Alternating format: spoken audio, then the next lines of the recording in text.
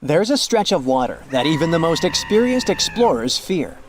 No matter what season you choose to cross it in, you risk meeting face to face with waves that can reach as tall as the Hollywood sign. I'm talking about the Drake Passage, the waterway connecting the Pacific Ocean to the Atlantic Ocean, stretching from Cape Horn at South America's southernmost tip to Antarctica's South Shetland Islands. It's about as wide as the distance from London to Berlin and takes up to 48 hours to cross. Some sailors compare getting on the other side to going to the moon. That's how challenging it is. Even the man who discovered it, Sir Francis Drake, never sailed these waters because they seemed too dangerous to him and opted for a calmer, although longer, Strait of Magellan. The passage took the lives of around 20,000 sailors and over 800 ships. Tourists who want to see Antarctica cross the Drake Passage on a regular basis, although it's still often called the world's most terrifying ocean crossing. The Antarctic Peninsula, where travelers go, isn't really part of Antarctica itself. It sticks out and points towards South America like two fingers almost touching it. The water gets squeezed between these two land masses, making strong ocean currents. The passage is part of the Antarctic Circumpolar Current, the largest ocean current on Earth. The water rushes through the passage at a speed between 95 and 150 million cubic meters per second, which makes it rougher. And then there are winds that usually blow from west to east and are very strong between 40 and 60 degrees latitude. That's why those areas are called the Roaring Forties, Furious 50s, and Screaming 60s. Land slows down winds, which is why storms hitting Ireland and the UK get weaker as they move east. But Drake's latitude is the only place where winds can blow all around the Earth without being stopped by land, so they keep getting faster.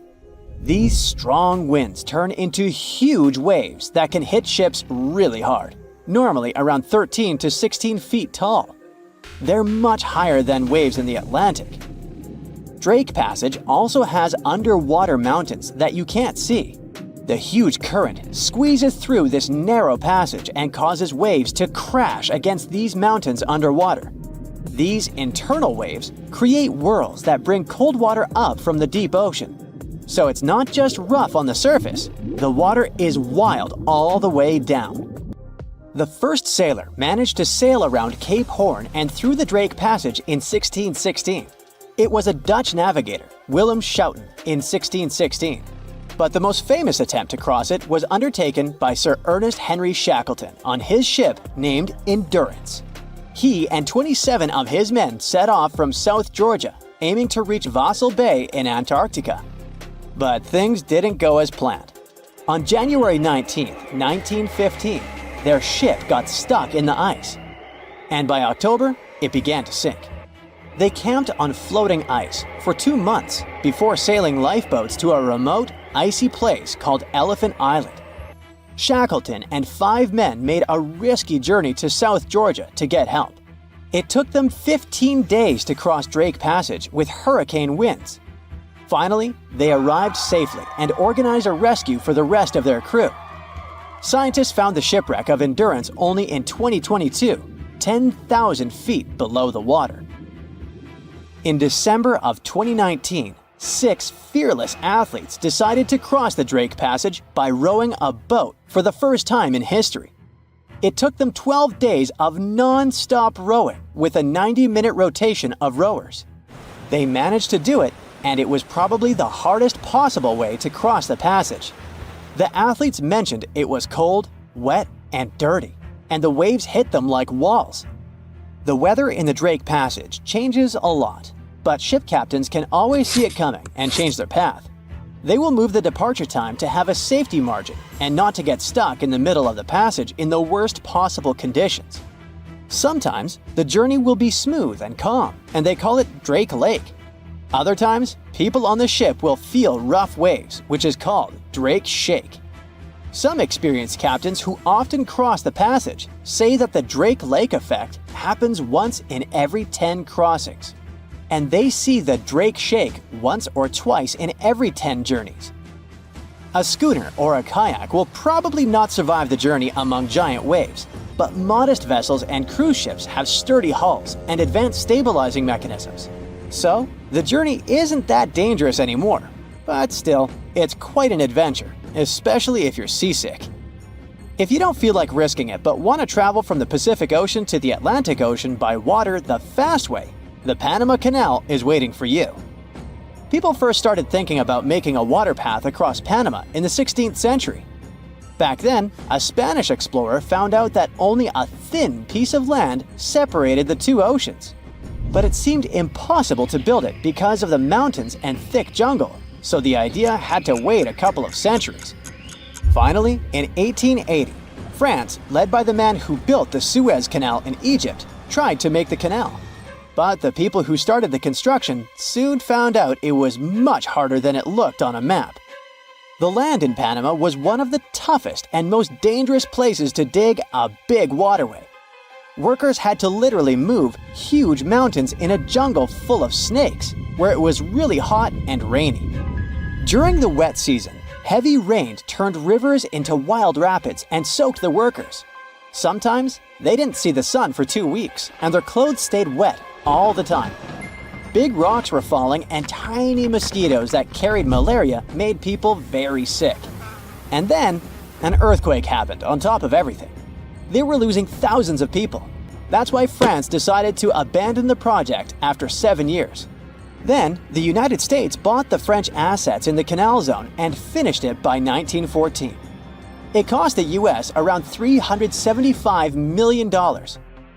The 50-mile-long passage of water saves ships traveling between New York and San Francisco 7,872 miles. Around 14,000 ships use it every year and pay around $1.8 million in tolls. So it looks like it all paid off. Another challenging waterway in this part of the world is the Amazon River. It's around 4,300 miles long and flows through 3 countries with over 30 million people living in its basin. But there isn't a single bridge across it. The river has many marshes and soft soils, so engineers would need to build very long bridges and very deep foundations, which costs a lot of money. Building bridges over deep water is tough, but in other places in the world, engineers can use things like floating platforms to help. The river's path and water levels change a lot during the year. During the dry season from June to November, the river is usually 2 to 6 miles wide. But in the wet season from December to April, the river can become as wide as 30 miles. And the water level can rise by 50 feet. That's why they can't build floating bridges or pontoons. The riverbanks are made of soft dirt that moves and erodes with the seasons, and it makes things even harder.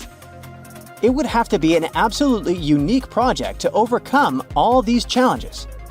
Luckily, there's no pressing need for a bridge across the Amazon right now. The river mostly goes through areas that are sparsely populated, so there aren't so many major roads to be connected by bridges.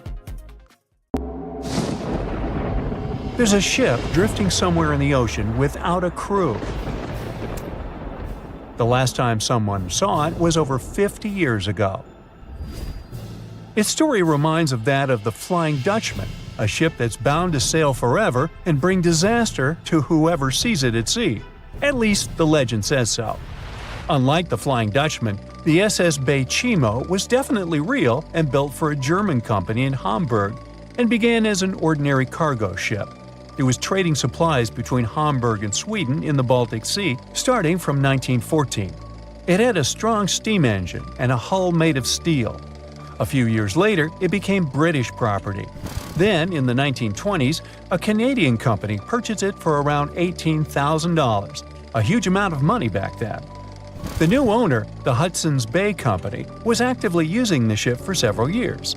They would often send it on voyages from its home port in Scotland to Siberia, Alaska, the Yukon, and the Northwest Territories.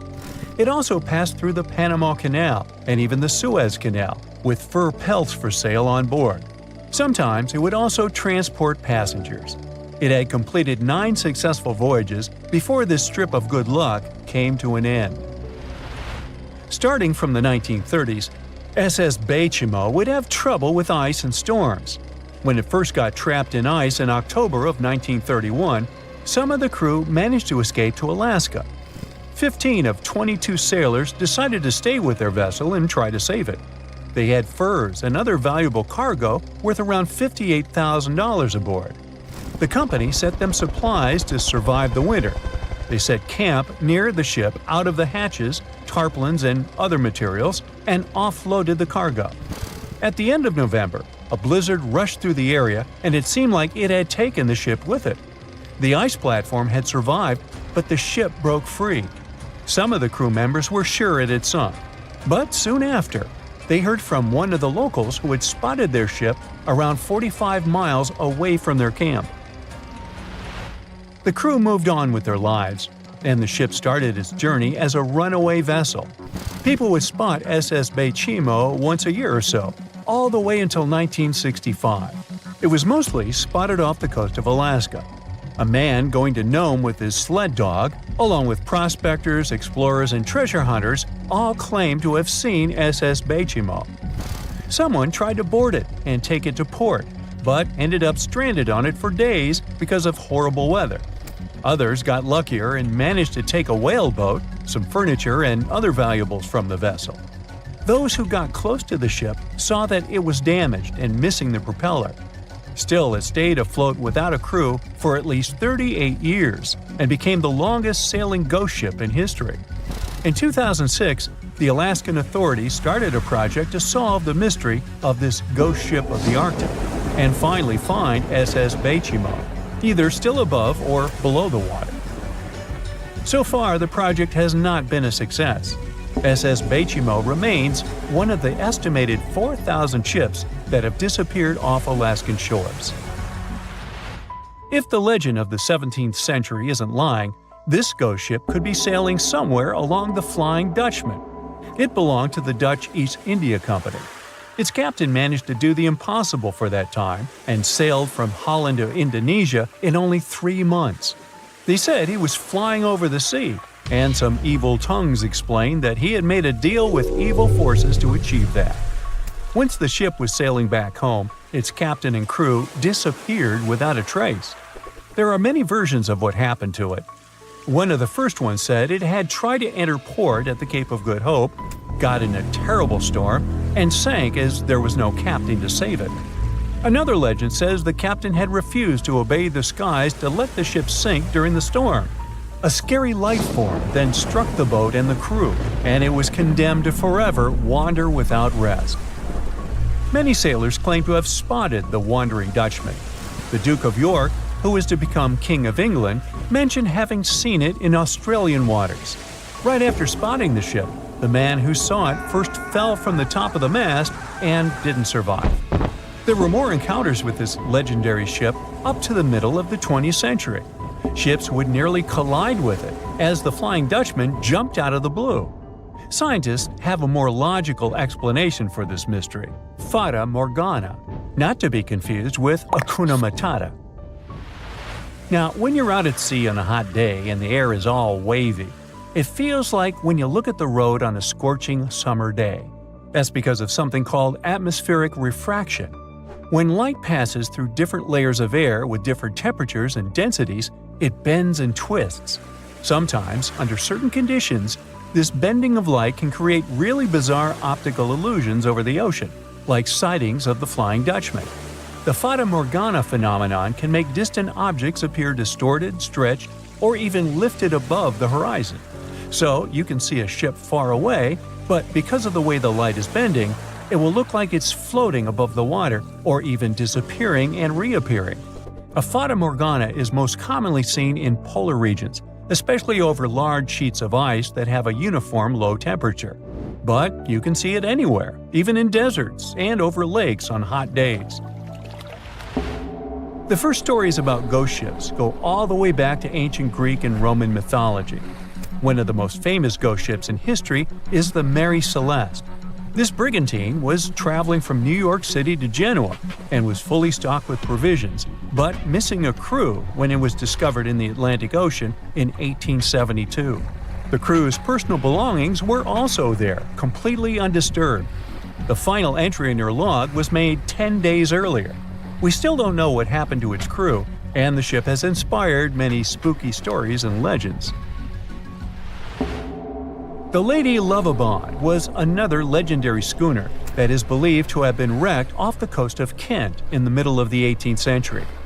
The story tells that the ship's captain, Simon Reed, had just got married and took his bride on board for a celebratory cruise, despite the superstition that it could bring bad luck. They were on their way to Portugal when the first mate, who is also in love with the captain's new wife, went mad because of jealousy, attacked another crew member, and then took over the wheel and steered the ship straight into the dreaded Goodwin Sands. No one aboard survived, and the schooner is said to reappear as a ghost vessel every 50 years. In present times, many vessels become abandoned and turned into ghost ships intentionally. There are thousands of them floating in U.S. rivers, lakes, channels, and coastal waters. Some people lose their boats in storms and other extreme weather. Others have to abandon their boats because maintaining them can cost 10% of the boat's price. Plus, docking a vessel can add up to several $1,000s every year. Most boats have been made of fiberglass, so an owner can't just recycle them as scrap metal. So, once they want to get rid of it, they often tie it to a dock and sneak away, or leave it floating far away from the shore, or just try to sink it. When ghost ships sink in shallow waters, they can cause damage to coral reefs, mangroves, marshlands, oyster habitats, and wetlands. Plus, they can collide with unsuspecting regular ships and cause real trouble. So, don't do that. Enough said. What is a boat doing in the middle of a desert? You would expect to find a seagoing vessel closer to shore. This is the question archaeologists have been asking for decades. In 1988, there was a storm near one of the most important archaeological sites in ancient Egypt. A wooden structure emerged from the sand. It was hollowed out by termites. Scientists were determined to solve its mystery. In 2000, they began excavating the site near Abydos, Abydos. An American team of experts soon discovered a boat that was 70 feet long, and it wasn't alone. In total, there were 14 boats neatly resting next to each other. It was impossible to completely dig out the boats because of their poor condition. Luckily, the wood was preserved enough to get a sample. Analyses revealed that the boats were around 5,000 years old, the oldest fleet in human history to this date. The time of their construction predates the pyramids at Giza by half a millennium. Each ship of the fleet rested in a vault that matched its dimensions. The room was roughly a third of the size of a tennis court. It had mud brick walls that featured more than 120 drawings of boats. Ancient Egyptians incised them on whitewashed walls that were excellently preserved. Scientists have known about these mysterious chambers for well over a century. 1901, 1902. A British archaeologist, Arthur Weigel, stumbled upon a strange structure west of the River Nile. His team caught a glimpse of the interior walls.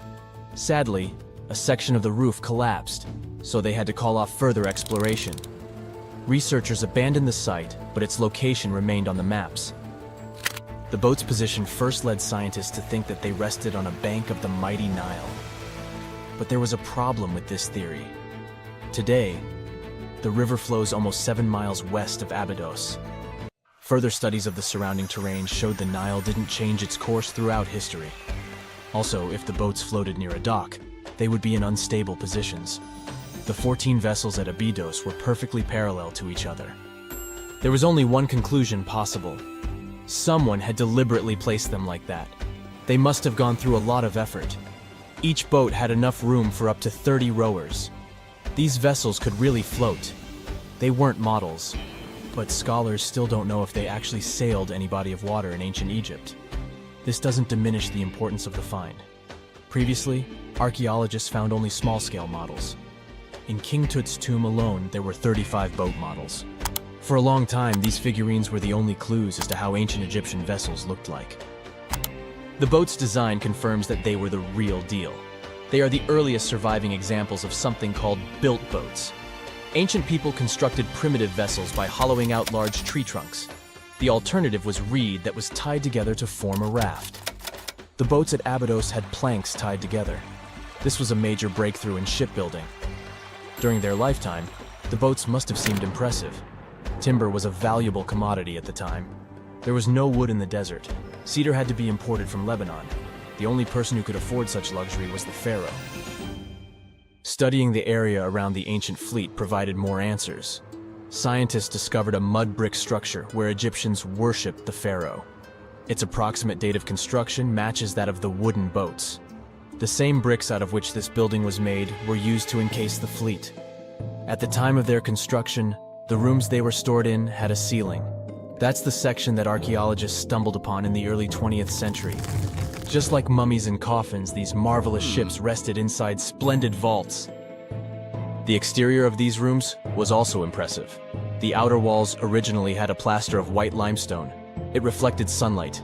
In the desert sun, the structure housing the boats must have shone from miles away.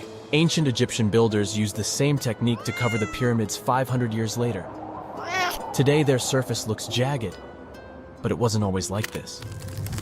When they were constructed, the pyramids had a top layer of fine white limestone. Their surface was smooth and it gleamed in the sunlight. Instead of stairs, the outer layer of the pyramids was more of a sleek ramp.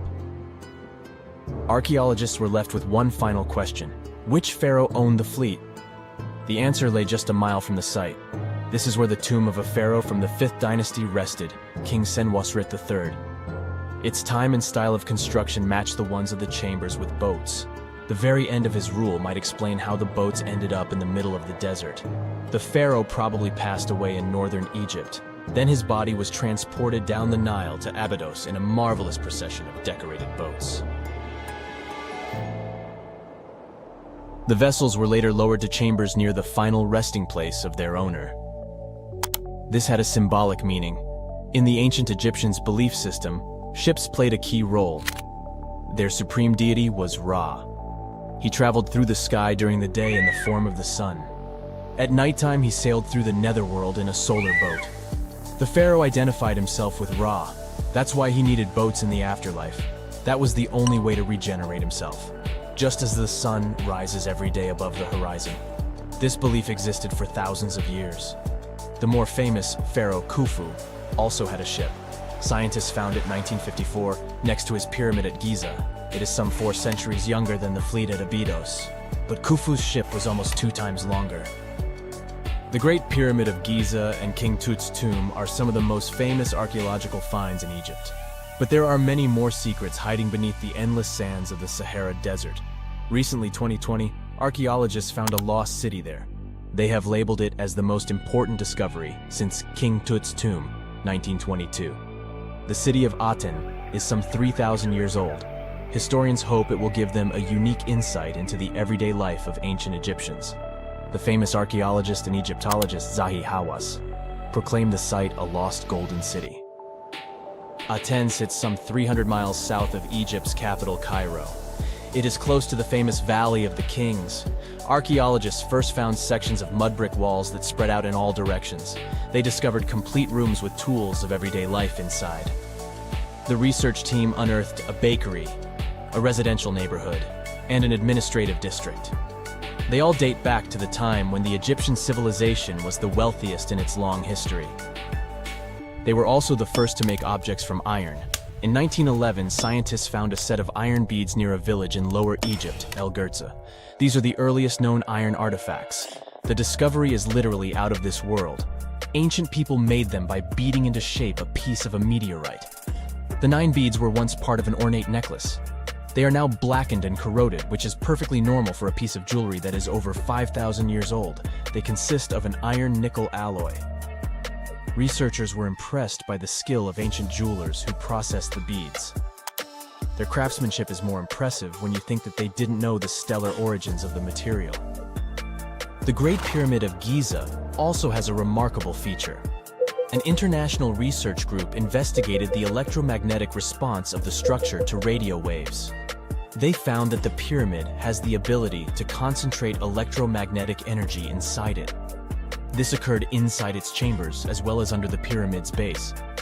It contains an underground, unfinished chamber. It seems that the electromagnetic response is connected with the properties of limestone, the Great Pyramid's main building material. The research results might have a practical application. The way solar cells and nanosensors function could be improved by this remarkable find.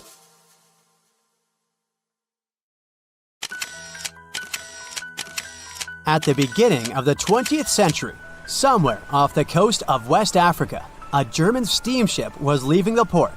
Suddenly, the weather got worse, and the vessel entered a thick fog. The sailors ran aground on a sandbank close to the shore. Luckily, no one was hurt, and they were even able to save their precious cargo. But the ship was stuck in the sand for good. And it was not alone there. Nearly the entire length of the western coast of Namibia is called Skeleton Coast.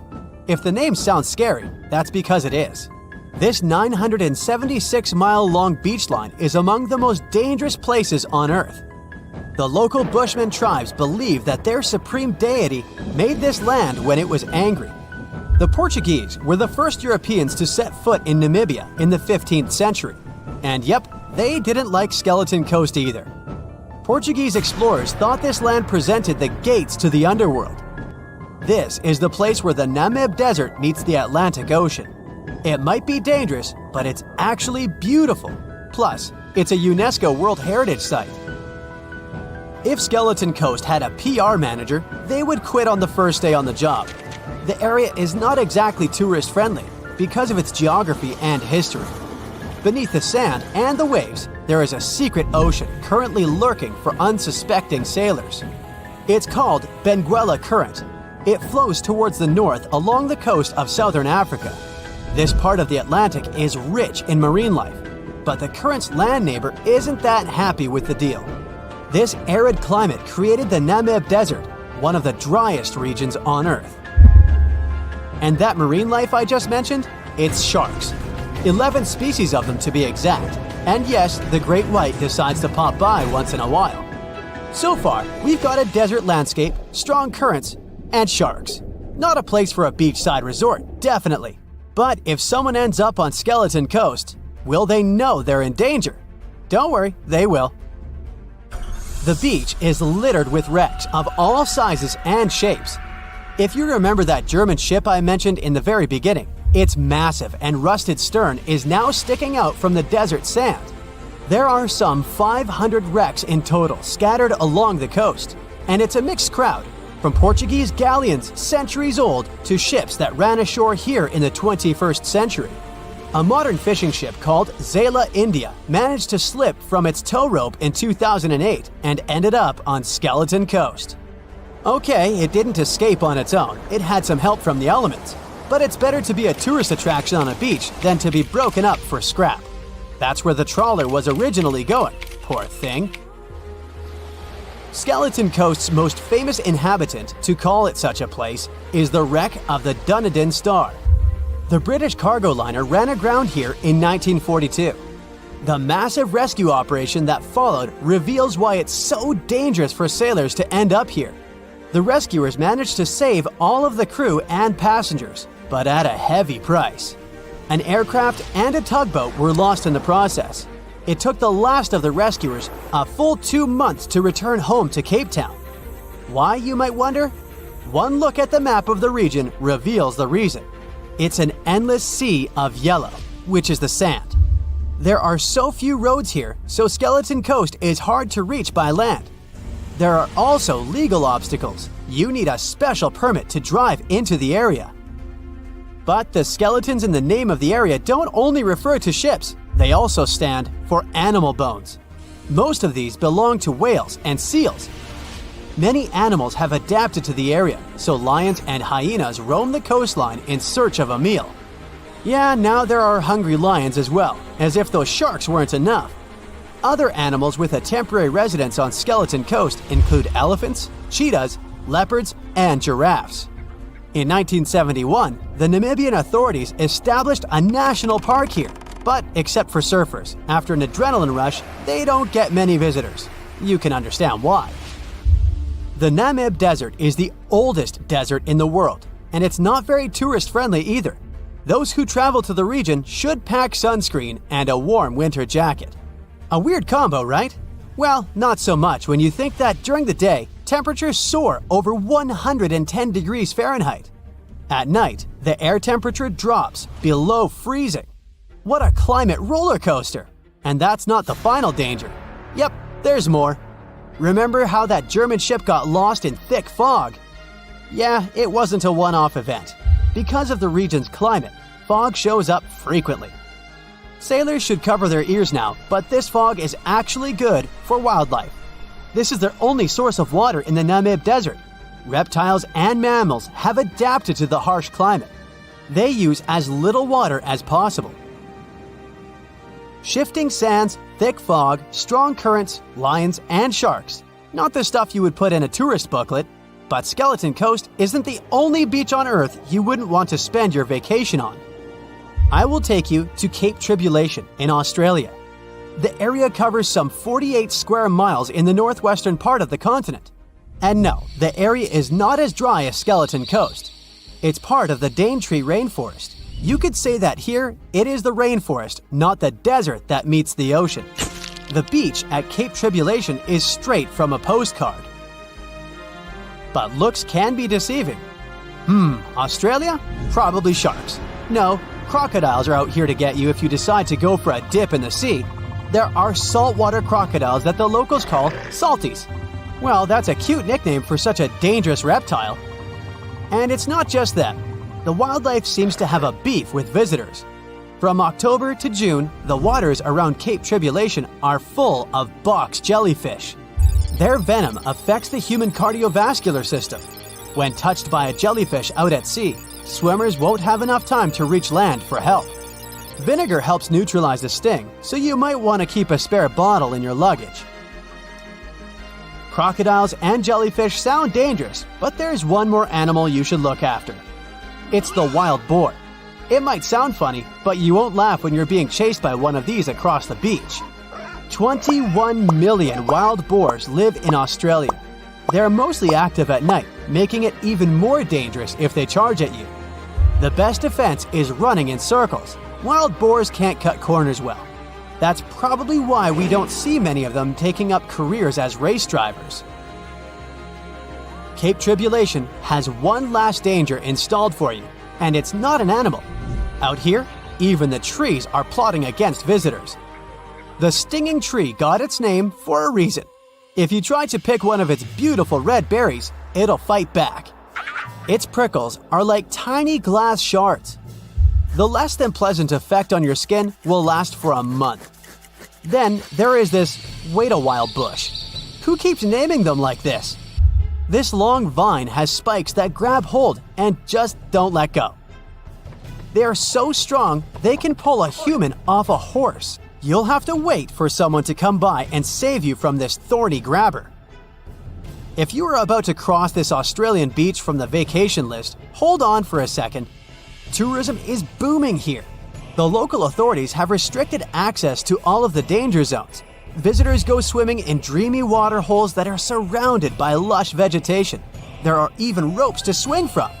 Now, that's a beach you can finally relax on. Strange things occur in the cold waters of Antarctica. One of these things happened to a ship called Jenny. It was a small schooner whose history began in 1822. The boat and its crew set sail and disappeared a year later. For 18 years, the ship was considered sunk. People forgot about it, but in 1840, the vessel reminded the world of itself. That year, the whaling ship Hope sailed through the Drake Channel in Antarctica. The crew members noticed a ship among icebergs. It was the schooner Jenny. It was floating slowly in the dark, with no signs of life.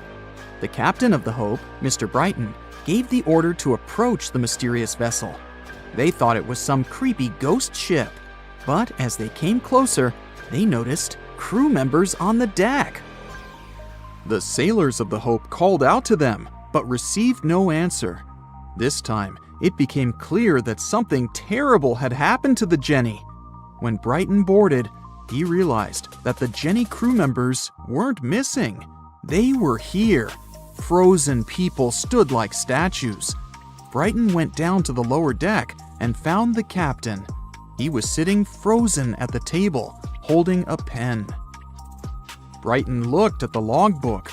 The last record was made on May 4th, 1823. The captain wrote that he was the only living member of the crew.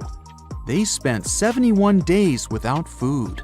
It seemed that the ship got lost in the sea because its captain went off course or sailed into an iceberg, but no one knew for sure. After that, nobody ever saw the Jenny again. According to rumors, the crew of the Hope abandoned the frozen ship and left it to drift in the cold waters. According to other rumors, this whole story is fiction. The story of the Jenny was described in a German magazine in the middle of the 19th century. Still, there was no further evidence of the ship's existence. Already in our time, Cambridge University decided to explore the case of the Jenny. The researchers discovered that one of the crew members of the Hope, who didn't disclose his name, told someone the legend of the frozen ship. Someone shared the story with another guy, and it was published in a German magazine called Globus. And that's all. There was no other evidence. One of the most famous ghost ships was the Mary Celeste, and there's no doubt about its existence. The history of this vessel was documented in court. People wrote about it in newspapers, but the most exciting thing is that the ship continued to be used even after 10 people disappeared from its deck. The history of the Mary Celeste began in Canada in 1861. When it was first built, the ship was called the Amazon. It changed captains several times, and it also hit some rocks. The boat was sold, bought, then sold again, repaired, and sailed under the name Mary Celeste. In 1872, it had a new captain, Benjamin Briggs. He was a decent, brave man with a lot of experience in navigation.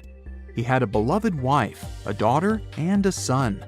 When he went on his last voyage, he took his wife and daughter with him, and his son stayed in America. In November of 1872, the Mary Celeste sailed from the port in New York with 10 people on board and disappeared. 8 days later, another ship, the Dei Gratia, also left New York and followed the same route. Dei Gratia's captain, David Morehouse, noticed the Mary Celeste and immediately realized something was wrong. The ship was moving too freely, as if no one was controlling it. The captain tried to contact the crew members, but no one answered him. Then, together with other sailors, he climbed aboard the Mary Celeste. The ship was in good condition. There was no damage. The hold was slightly filled with water, but it could be easily pumped out. Everything seemed fine, but one lifeboat was missing. The crew members' valuables were in their cabins. The cargo was in the hold. The supplies of water and food were untouched. Judging by the records in the logbook, the ship was caught in a storm, but it was not too strong. Other ships also sailed through this storm, but nothing bad happened to them. The last record was dated November 25th, and it claimed that everything was fine. The sails of the Mary Celeste were slightly damaged, but perhaps it happened after the crew had disappeared. The whole ship was in excellent condition, but what made the people leave it? Part of the crew of the Dei Gratia stayed on board the Mary Celeste to bring it to dry land. Everything went well. They delivered the ship to the closest port. Next, the captain of the Dei Gratia appeared before the court and told about what had happened. However, the prosecutor and the judge didn't want to believe in the story of the Mary Celeste. They were sure the captain got rid of the ship's crew to get money for its cargo. According to the maritime laws of that time, if you found a ghost ship with valuable cargo, then a substantial part of this cargo belonged to you. So, many people thought that David Morehouse decided to earn some money. This version seemed to be more valid than the one about the mysterious disappearance of 10 people. Fortunately, no one accused the captain of committing a crime. They thanked him for his service and gave him a monetary reward. However, his reputation was damaged, which greatly affected his career, as many believed he attacked the crew of the Mary Celeste. But even after this terrible case, trial, and investigation, the story was not over. The Mary Celeste was still an expensive and efficient vessel. It sailed several times, But then, one captain crashed it into the reefs to get insurance. The court revealed this deception and accused the captain of intentional property damage. The story of the Mary Celeste became famous all over the world. People began to build their theories, realistic and not. Someone believed the ship had sailed through the Bermuda Triangle, but this version was quickly refuted, as the route of the Mary Celeste passed thousands of miles away from the Bermuda region.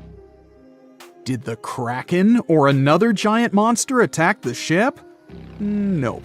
Since the boat was found in almost perfect condition, there were no signs of a struggle. One of the most popular versions was that the crew of the Mary Celeste stole some valuable cargo and sailed to Spain on the rescue boat. However, those who knew Captain Benjamin Briggs said he was a good, honest man. Besides, he had a son in New York, and Briggs would never leave him. A more thorough investigation revealed that a series of accidental circumstances could have caused the disappearance of the ship's crew. Before its last voyage, the vessel delivered coal. Perhaps the pump intended for pumping water got clogged with coal after that, and when the ship got into a storm, the hold filled with water and the pump broke. The captain couldn't understand the amount of water because numerous barrels in the cargo hold blocked the view. Benjamin Briggs assumed it was dangerous to stay on the ship during a storm, so he evacuated with the passengers on a lifeboat. Perhaps they were close to land and decided to sail there, but the storm intensified and overturned the boat. Also, one record in the log journal said that the chronometer was faulty. It was a device that helped to determine your location at sea using longitude. Briggs got lost and didn't know which way to sail. The storm was strong, and he couldn't determine whether the ship would sink. Perhaps Briggs decided to leave the ship in a rescue boat when he saw the coast of the Azores. The uniqueness of this ghost ship case is that, unlike many others, you can investigate it yourself. There's a lot of information about the Mary Celeste on the internet. There are documentaries and research articles. Perhaps you'll be able to notice something that others haven't seen and solve the mystery of the disappearance of 10 people. The movie Jaws came out in 1975, and since then, people have been terrified of sharks. Some people fear seeing a great white's head come out of their showers, not to mention the fear of running into one at your local pool. Of course, none of this is actually possible, but some other scary shark stuff is. Like, yes, sharks can attack boats. They probably won't sink one. It depends on the size of the shark and the size of the boat. Today, we're diving deep into the facts and myths about the sea's biggest predator. It was the year 1953. On a typical July morning, two fishers set out on their daily lobster harvest. They took their white-hulled dory out to sea off the coast of Cape Breton Island in Nova Scotia, Canada. Since it was the lobster season, the sea was dotted with several dories spread out across the water. But that day, something strange happened. As soon as they put the dory at sea, they noticed a large dorsal fin chasing after their boat. They were surprised to see that the shark would follow their boat's every move.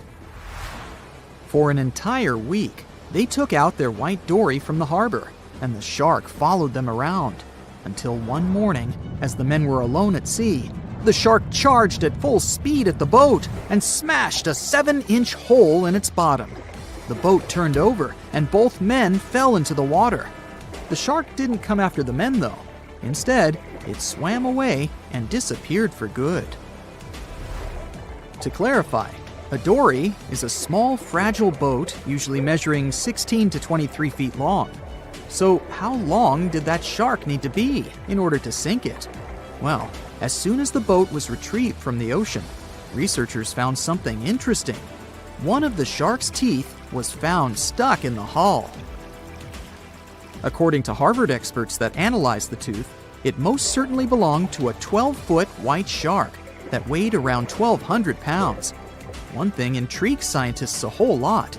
The great white didn't seem to be interested in the men aboard, but rather in the boat itself. The question is, why? Some people suppose that this great white followed the dory around because it was white, and the animal probably thought it was some big white mammal. It's not the first boat a shark has attacked. You see, sharks don't attempt to sink boats because they're mean and evil. Rather, it's due to murky waters and hard materials that make them mistake inanimate objects for their usual lunch menu. But that's not what we've learned from popular culture. In Jaws, the protagonist shark managed to poke several holes in the orca as it rammed the boat. The orca was a Nova Scotia-style fishing boat, made out of wood planks. It wasn't a huge boat, so it seemed plausible that a great white could ram it. But, according to Mythbusters, that's very far from the truth. A great white swimming at its maximum speed wouldn't be able to take down a medium-sized fishing vessel. The same goes for bigger boats. Some bull sharks or great whites can turn over smaller vessels though, like kayaks or small boats. If this happens, it's most likely because they think it's a sea mammal and nudge it before taking the first bite. No scientist can say for sure why they do this, only that it's usually a misunderstanding on behalf of the animal. The Shark Research Committee, a nonprofit scientific research organization, has documented a lot of shark attacks on inanimate objects and is trying to answer that question more thoroughly. So far, they've observed several attacks on objects such as crab trap buoys and inflatable float bags. The website has also registered 2 famous attacks on boats. The first one happened in 1959, and a shark left a tooth on the hull of a boat. Researchers later identified it as belonging to a 12-foot great white. The report of the other attack, which happened in 1989, claims that a boat was circled by a great white before the animal swam at the vessel at full speed and hit the boat several times. Of course, those who suffer the most from shark attacks and encounters aren't boats, it's surfers. As far as we know, surfers look like giant wobbly seals from the shark's perspective. According to the Shark Research Committee, there have been 41 confirmed shark attacks on surfers on the west coast of North America over the course of the last century. So, should we be so afraid of sharks after all? Let's learn more about these magnificent sea creatures. Off the top of your head, how many shark species can you name? 4, 8, 10?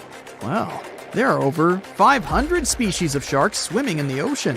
They vary from tiny specimens, about the size of a human hand, to up to 39-foot-long creatures.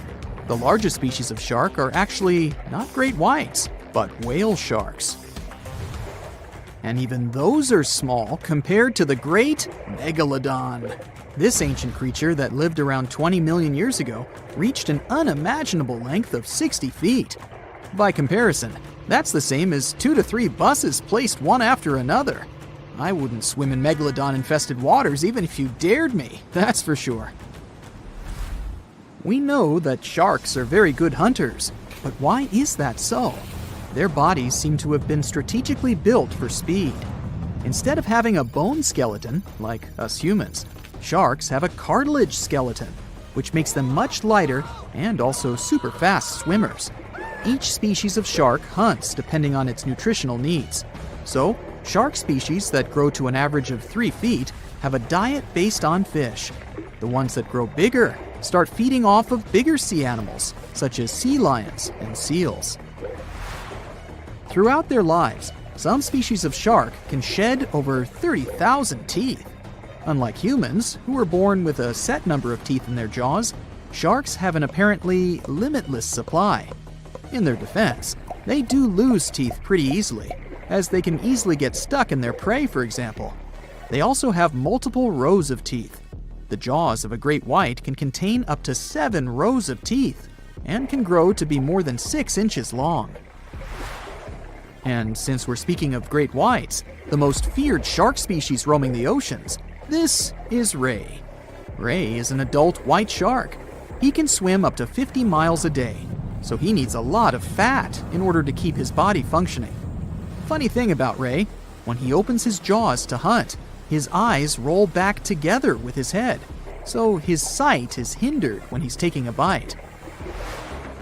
Now, he does like it when the water is murky and underwater visibility is low. That's because it makes it harder for his prey to spot him coming.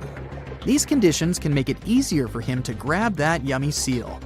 But this can also make it easy for him to mistake a random boat for lunch and end up scaring some humans. Some Hollywood movies love to portray sharks as having superpowers. Although they're not innately cruel, one species of shark does have something that can be considered bizarre. Hammerhead sharks, one of the most dangerous species of sharks, have a sort of sixth sense. Inside their heads, they have electroreceptor organs called ampullae of Lorenzini. These organs allow sharks to detect the electromagnetic fields of all living things in the ocean. This ups their hunting abilities to another level. They can even find prey hidden in the sand because they sense its electromagnetic field. You should know one thing. If a shark lives in a balanced ecosystem, it won't feel the need to attack unknown things. These animals are curious, though, so maybe we should cut them some slack when they bite a piece off a random boat. As an experienced sailor and the first man to ever sail non-stop on his own around North and South America, Matt Rutherford has seen a lot during his voyages. But what he saw in 2013 while sailing through the waters of the Atlantic with his colleague surely stands out. Some 800 miles off the coast of Bermuda, not far away from the famous Bermuda Triangle, they noticed a boat that seemed to be moving by itself. The sails weren't up and the motor wasn't running. The sailors decided to check if there was someone who needed their help aboard, so they moved closer to the mysterious ship. Once they got there, things only got weirder, as they realized there wasn't a living soul aboard. Rutherford started filming to document their discovery. The boat looked so awfully abandoned that they expected to find some pretty scary things in there. But it didn't stop Rutherford from searching the vessel. The boat, which turned out to be named Wolfhound, looked like an upscale one, probably costing hundreds of thousands of dollars. It was pretty weird to find it floating by itself in the middle of the ocean. It seemed like whoever abandoned it was leaving in a rush. There were clothes and other personal belongings all over the main cabin. Some parts of the ceiling had fallen and some drawers had popped open. The brave sailors decided to tow the ghost ship back to Bermuda. It wasn't easy because Wolfhound was bigger and heavier than their boat. After days at sea, the crew was running low on fuel and asked a passing freighter to stop and give them some gas. They kept pulling Wolfhound until the tow line got wrapped around the rudder and they realized they could get stranded in the Bermuda Triangle. So they had to abandon the ship. What really happened and how Wolfhound ended up in the middle of the ocean will probably remain a mystery. Rumor has it that it belonged to a member of the Royal Irish Yacht Club. The ship was going on its first voyage from Connecticut to Bermuda and then Antigua. It got in a terrible storm around 400 miles away from Delaware. The winds were so strong that the yacht suffered 2 knockdowns. A Greek cargo ship rescued the crew. They left the ship with an emergency beacon on. The rescued crew members shared that they saw the ship sink, which only adds more questions to the story. How did it get back to the surface? Does the Bermuda Triangle have anything to do with that? Christopher Columbus himself reported some unusual compass activity going on in this mysterious area while he was on his way to the New World. Despite the stories of more than 50 ships and 20 planes disappearing in the area, it remains one of the most heavily traveled shipping routes in the world. Some skeptics believe that this fact solves the Bermuda Triangle mystery. It could make sense because the busier the area, the more accidents happen there. But then again, it's not the number of disappearances that makes the place so mysterious. It's the lack of explanation and wreckage lost for good. The first ever confirmed ship to vanish in the Bermuda Triangle was the USS Pickering. In 1800, it departed from the US on its way to the West Indies. The ship sailed into the Bermuda Triangle along with its 90-man crew. No one ever heard anything from them ever since. The popular explanation is that the ship was taken out by a storm. But because no one found any wreckage, we'll never know for sure. The largest ship that has ever disappeared in this mysterious area was the USS Cyclops. In March 1918, carrying a crew of 306 people, the USS Cyclops left Barbados and headed home to Baltimore. The ship passed through the Bermuda Triangle on its journey and vanished into thin air, or rather, water. The Cyclops never sent any distress signal and disappeared without any explanation or trace. The Bermuda Triangle isn't the only place in the world where ships go missing or mysteriously resurface. One of the most famous ghost ship stories would be of SS Baychimo. The large cargo steamer was built in Sweden. On October 1, 1931, it got caught in pack ice. The crew decided to wait it out and managed to break free after a couple of days, only to get trapped again in less than a week. This time, they didn't manage to make it out. A rescue team went by air to save 22 of the crew members. 15 other members stayed in a wooden shelter they built not far away from the ship. Their plan was to wait out the winter and get back aboard. At the end of November, a strong blizzard was rushing through the area. When it was over, Baychimo seemed to have gone away with the storm. The captain decided it must have broken and sunk, but a few days later, a local hunter informed them that he had seen the ship around 45 miles away from their camp. The crew managed to find the ship and took the most valuable cargo from its hold. They had fears that Baychimo wouldn't live through that rough water, but it did manage to survive after all. Once the ice was gone, it floated away and ended up drifting along the shores of Canada and Alaska.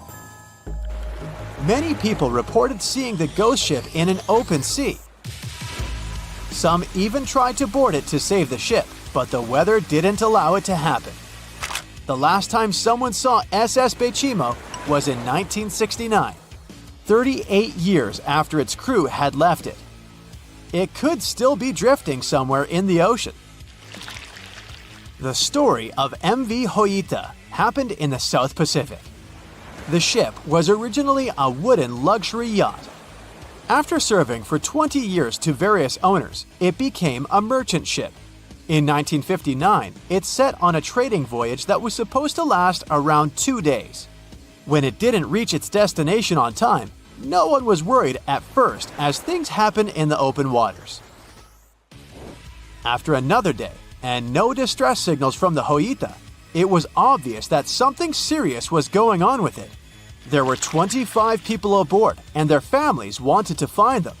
A search and rescue crew worked for 6 days looking for the ship, or at least its wreckage, in an area of nearly 100,000 square miles.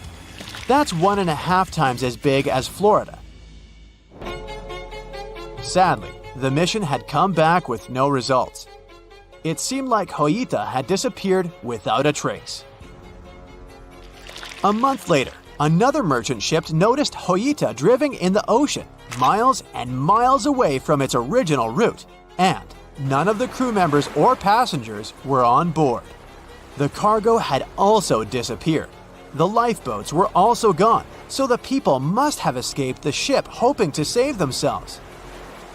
It turned out that the crew had been trying to get help as they tuned the radio to the International Distress Channel. But the damaged cable didn't let them send the signal any further than 2 miles.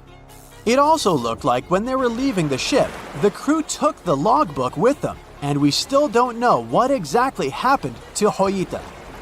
Family members of those who were on board are still looking for answers.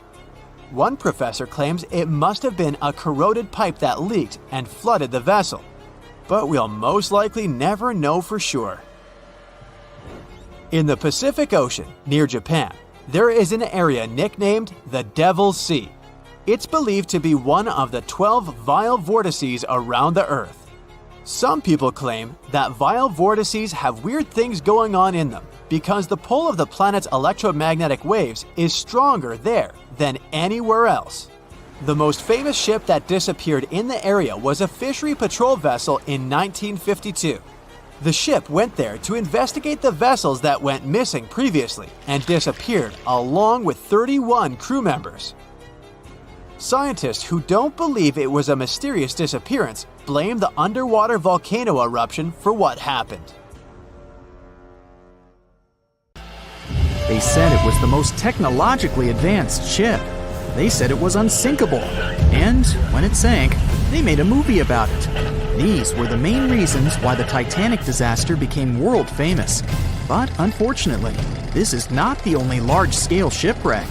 And sadly, there have been cases much worse than the tragedy of the Titanic. One of them occurred on April 27, 1865. The Sultana steamboat carried passengers and cargo daily between St. Louis and New Orleans. It was a pretty large wooden boat with 3 decks and was 260 feet long and 70 feet wide, almost twice the size of a basketball court.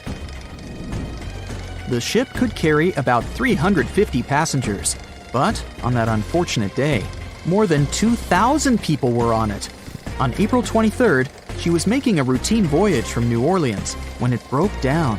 Something was wrong with the boiler, so the vessel docked in Vicksburg for repairs.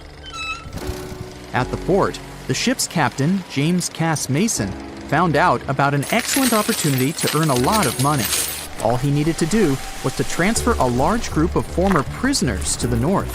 The captain agreed to do it, but the problem was that the boiler required a lot of time to repair. Mason was afraid that his competitors would take the job, so he decided to sail despite the malfunction the ship had. He patched up the holes in the boiler instead of a big repair and invited all the ex-prisoners on board. So, there was a broken boiler, an excess number of passengers, a lack of lifeboats, and not the best river conditions. Also, the captain refused to send the ex-prisoners to the hold, so they were all with ordinary passengers. There were strong chances for a shipwreck, but the greedy desire to earn more money was stronger. The Sultana went on a voyage and sailed up the river for 2 days. At this time, one of the biggest Mississippi floods in history began. The river overflowed its shores because of the flood, with the water level rising several feet. All the trees on the shore disappeared, and only the tops were sticking out of the water. The ship sailed opposite this powerful current, making the boiler work too hard. On the evening of April 26th, the Sultana arrived in Memphis, Tennessee, and they loaded even more, 120 tons of sugar and 200 passengers. She got incredibly heavy. Around midnight, the ship continued its dangerous journey. The captain sailed to barges to load a shipment of coal. At 1 a.m., the vessel left the barge. At 2 a.m., the broken boiler, unable to withstand the load, suddenly exploded. The Sultana was just 7 miles north of Memphis. Few people survived that day.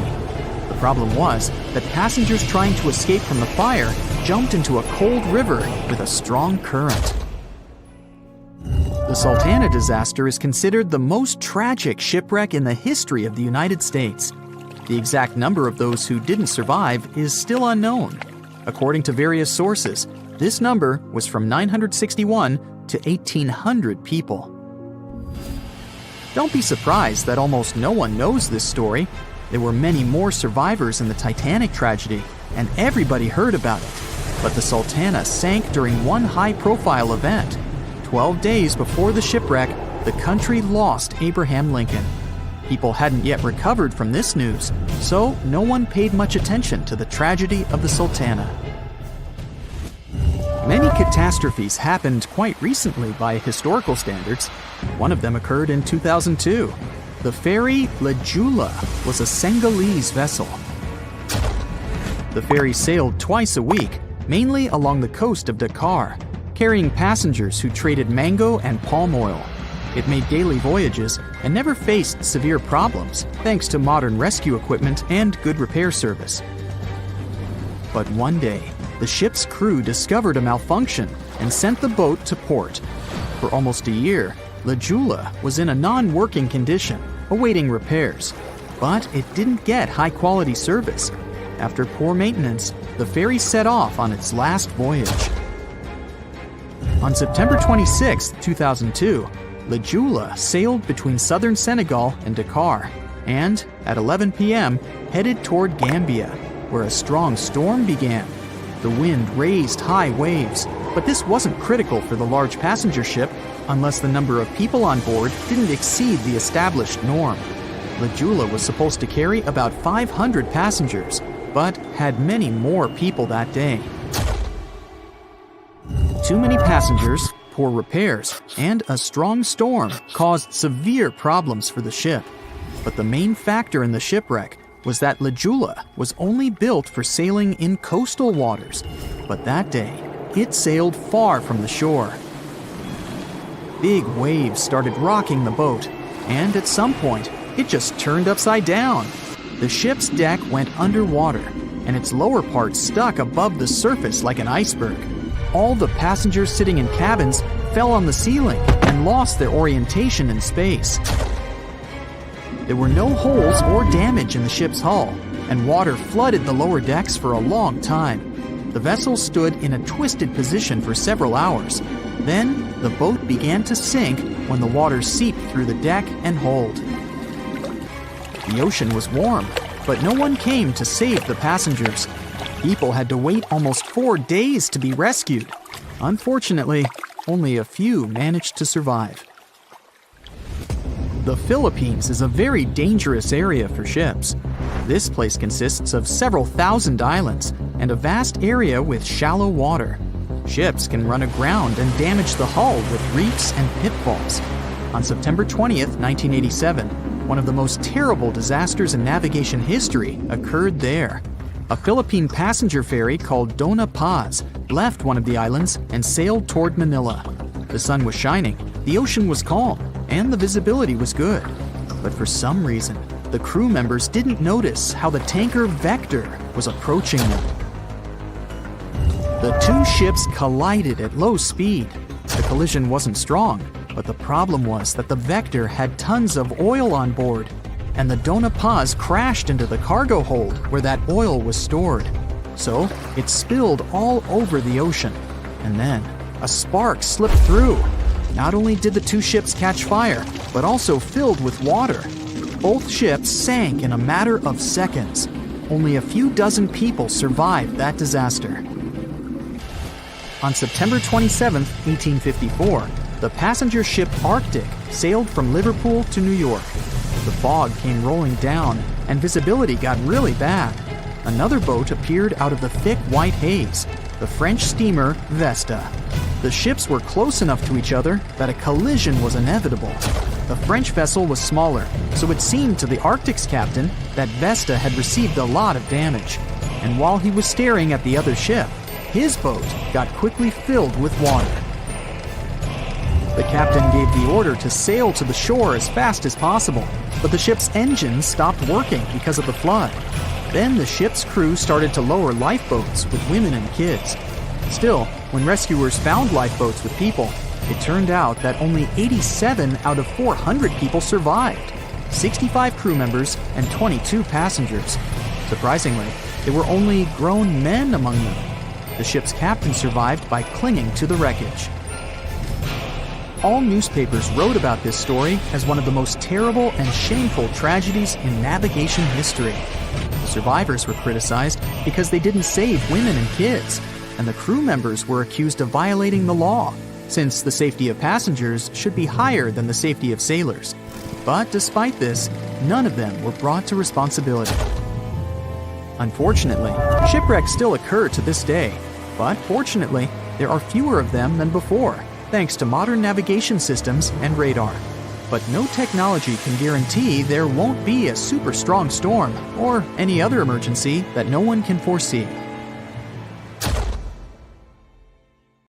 More than 25 million people boarded cruise ships globally back in 2017. It may not seem like a lot, but that's more than the total population of Belgium. It's a great vacation alternative with an added bonus. You can sample various different destinations for future time off in one single trip. If you've already booked a trip on a cruise ship, but you still have no idea what you should pack, start with some research on your specific cruise location. Either way, be sure to bring deck-friendly shoes that are low-heeled. Also, add a pair that's comfortable to walk on larger distances for the days spent ashore. Depending on the season, you might want to add a few swimsuits too. If you're on any type of medication, make sure you bring it with you in its original packaging. If you're a light packer, don't worry. Most cruise ships come equipped with laundry rooms. They're kind of pricey, especially if you want your garments to be washed, ironed, and folded for you. But it does save you the extra hassle of packing more clothes or washing them for yourself. It's really important that you check in with your credit card company before boarding a ship, more so if your itinerary includes one or more foreign countries. Your credit card might get frozen if there's any unusual activity on your account. Most of these companies have algorithms that get triggered once there are charges from different countries in rapid succession, which is exactly what you'll be doing on a cruise ship. Letting them know beforehand saves you the embarrassment of having your card declined at some fancy restaurant. To make sure you get the best room, before booking it, check out the ship's deck plan. It should be available on their website. If it's peace and tranquility you're looking for, don't go for the rooms directly above or below any of the ship's entertainment points. Also, if you have a history of getting seasick, try to skip the rooms that are available at the front of the ship. Rather, go for those located in the middle of the ship on a lower deck. You'll feel less movement. If it's your first time going on a cruise, you might be surprised to know that some cabin rooms don't have windows. Before making a reservation, make sure to check out all the amenities of the room you intend to book. Most cruise liners add a bunch of pictures from the common rooms on their reservation pages, and it might be a bit confusing as to what you're getting exactly for that specific price point. Also, some rooms on board are quite small too. If you don't like to sleep in small spaces, you might want to upgrade to a larger room, even if it's a bit pricier. You can always split the cost with a friend if they want to join you on the cruise. With the help of modern technology, even if a specific location doesn't have windows, it doesn't mean you can't watch the waves. How, you might ask? Fancier cruise ships feature a secret, added bonus. In the areas with no access to sunlight, specialists have built virtual balconies. These high-tech screens work by showing you what's going on outside in real time. They have an added benefit too. In case of bad weather, guests can still have a feel of the outdoors, without the wind or rain ruining their hair or their outfit. It may not be the real deal, but it still beats getting claustrophobic on board. Planning on going on a budget cruise? It might not be such a bad idea, especially if you're on the lookout for last-minute upgrades. You might even end up vacationing like a millionaire without having to spend money like one.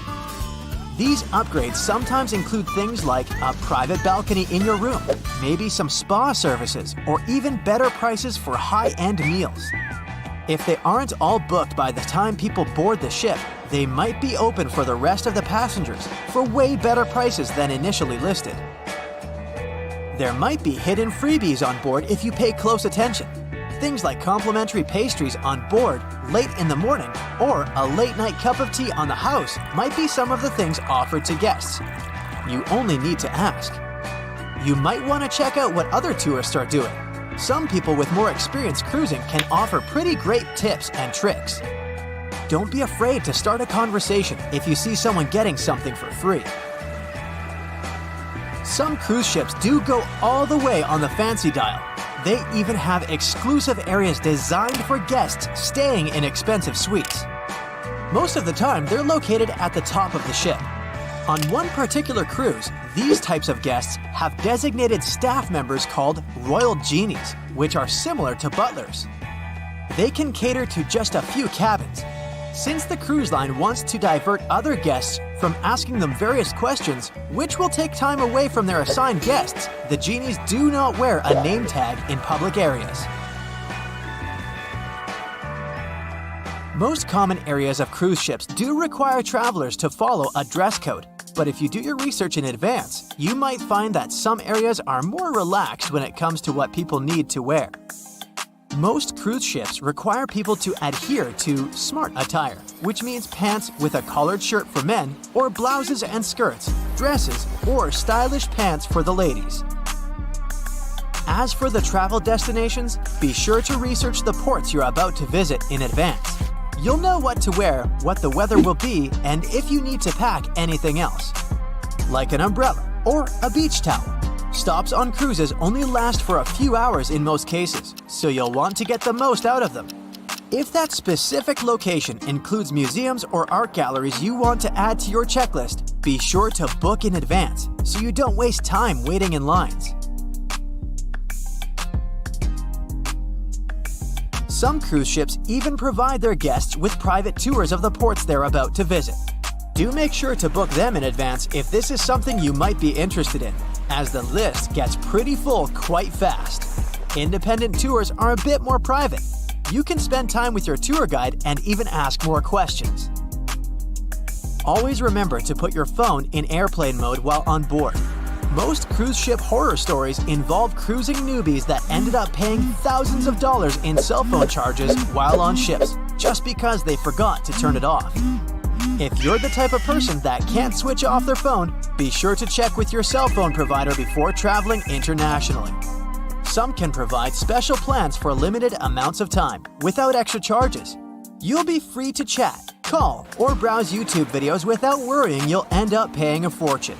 Most cruise ships also provide you with complimentary Wi-Fi or Wi-Fi packages that can be purchased in advance, which are way more affordable.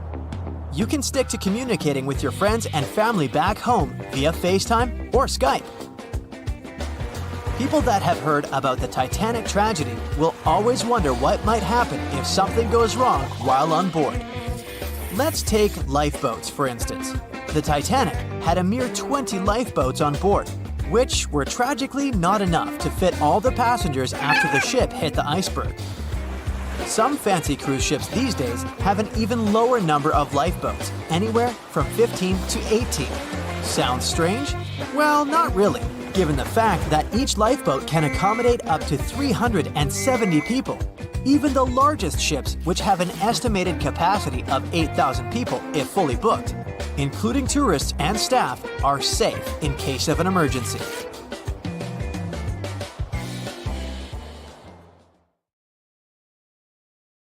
Have you ever wondered how containers on a cargo ship remain intact throughout the whole journey?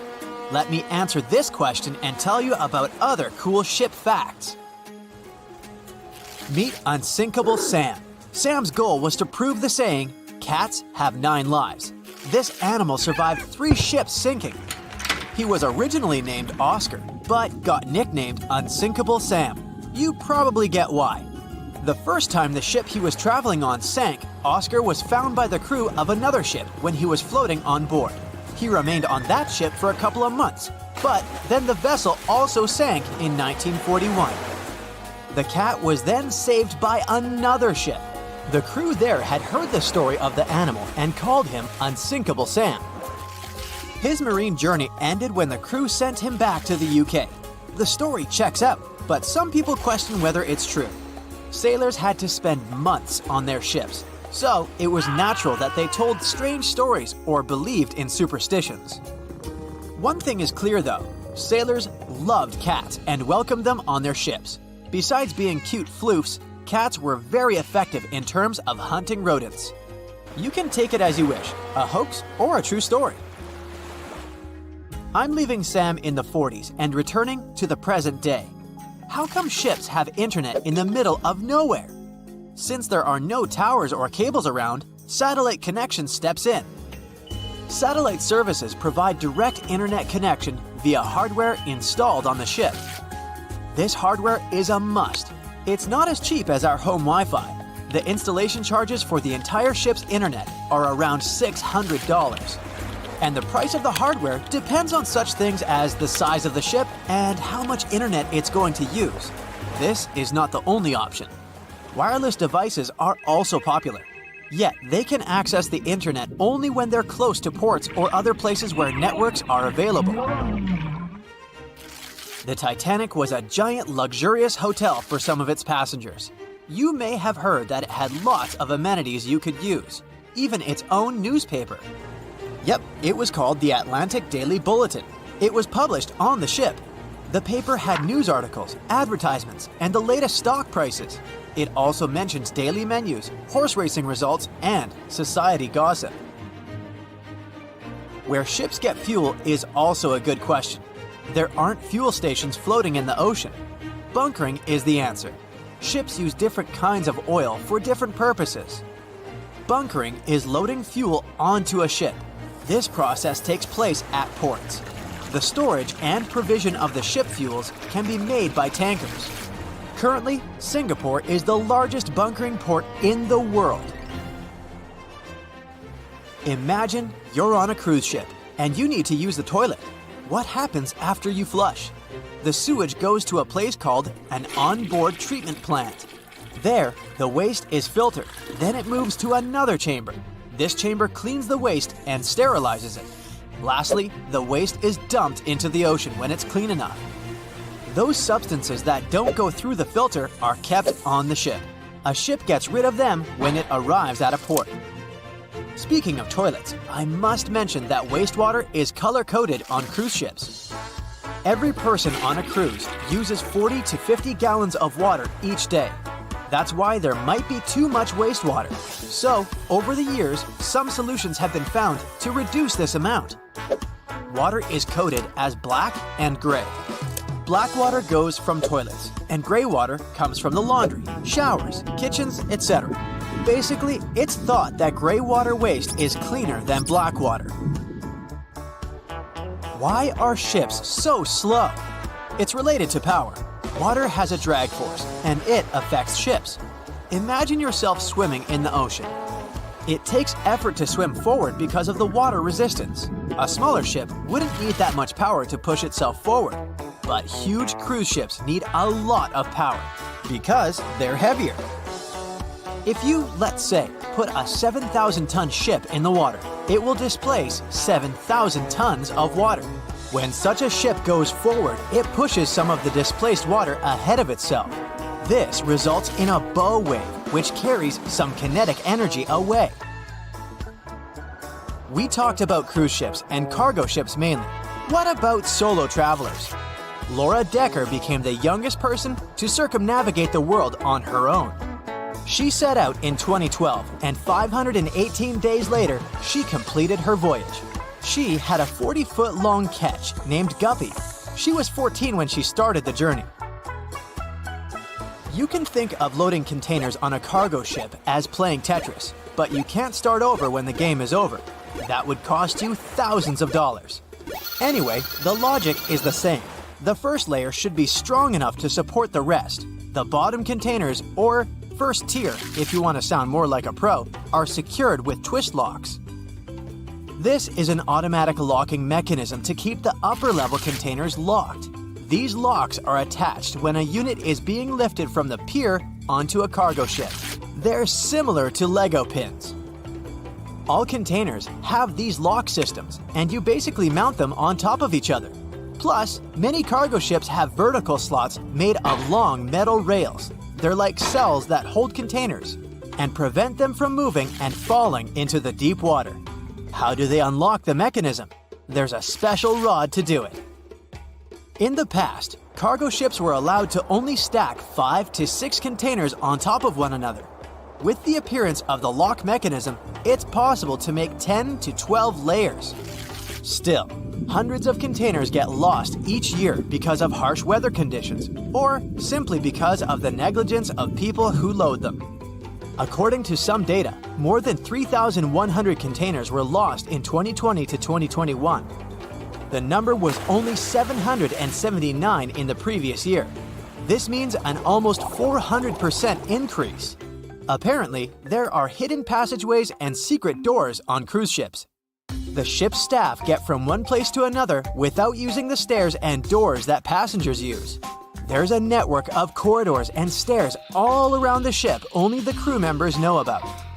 These secret doors can blend in with the walls. This way, they become undetected by those who don't know there's a door there. Gigantic cruise ships are basically floating pieces of metal. The walls of the cruise ship cabins are magnetic.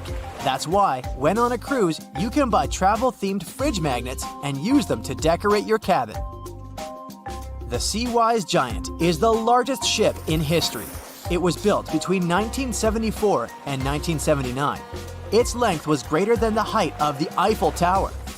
The vessel sunk in 1988, but was later retrieved and put into service. What about the smallest ship in the world?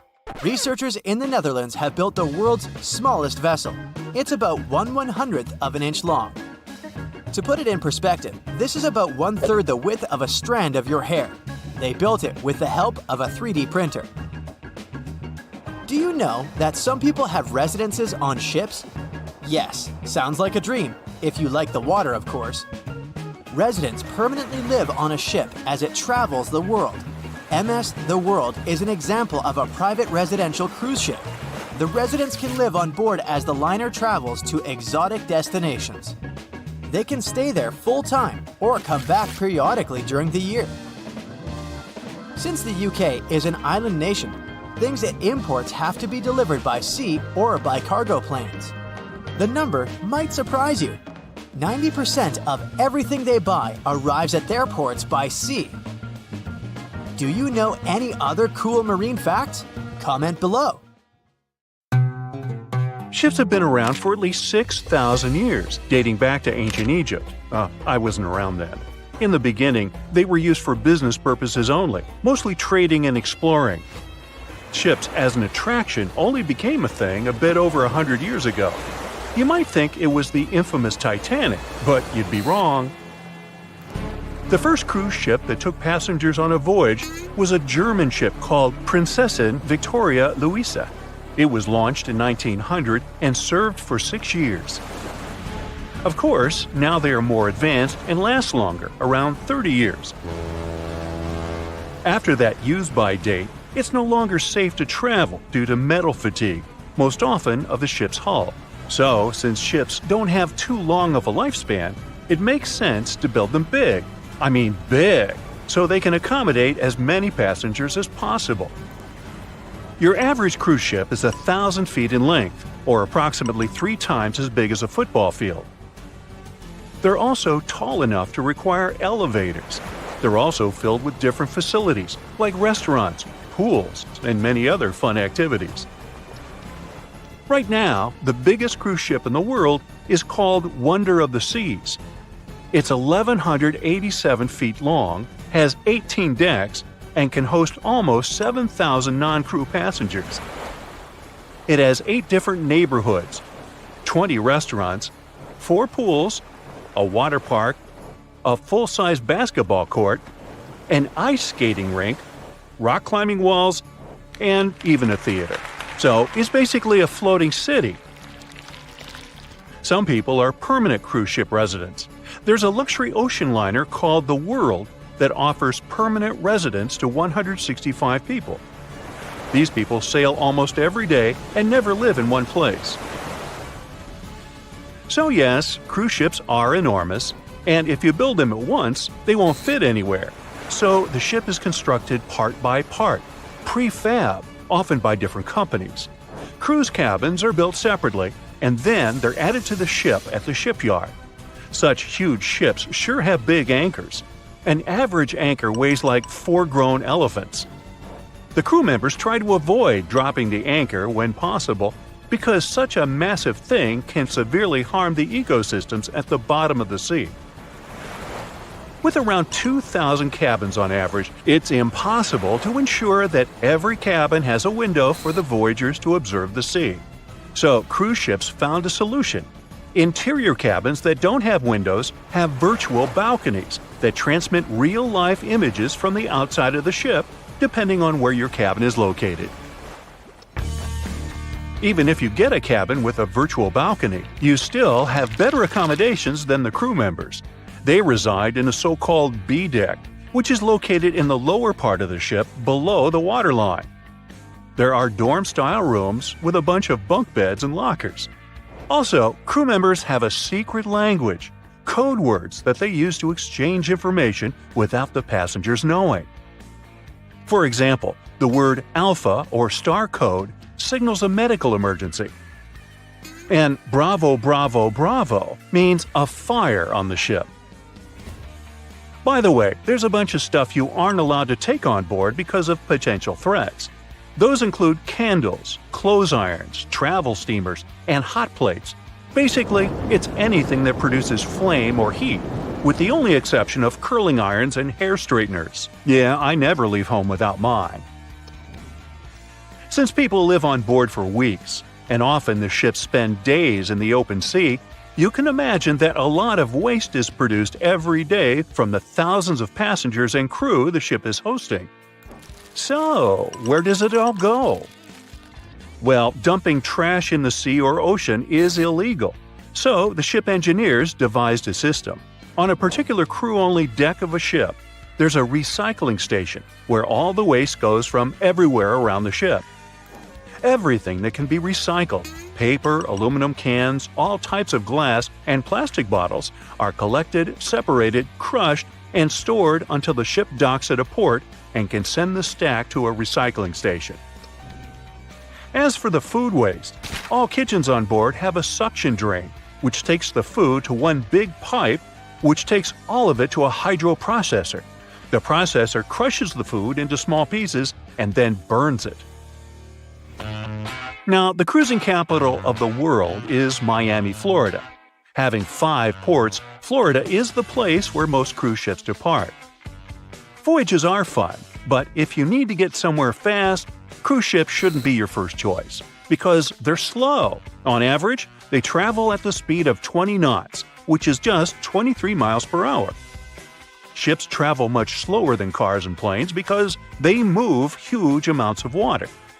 For instance, when you run on the ground, you're fast. No, really, I've seen you. Now step in a swimming pool and try to run there.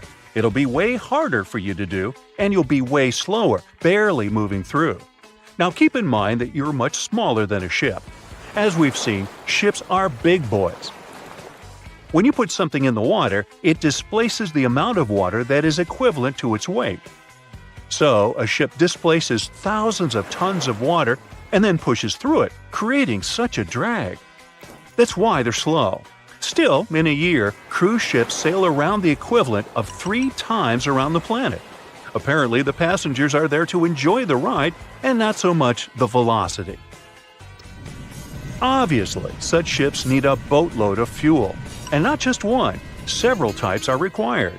Heavy fuel oil is used for the main engines, marine diesel is needed for smaller engines and lifeboats, and there's also marine gas oil for the turbines. Every day, each cruise ship burns, on average, 150 tons of fuel and releases exhaust equal to 1 million cars combined. So there are often regulations regarding how pure each type of fuel must be.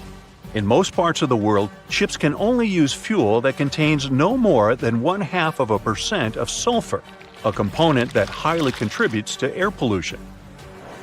In other countries, the fuel must be even purer, containing only 0.1% of sulfur. The cleaner the fuel, the more expensive it is. So, ships often change from one fuel grade to another, depending on the area the ship is sailing in.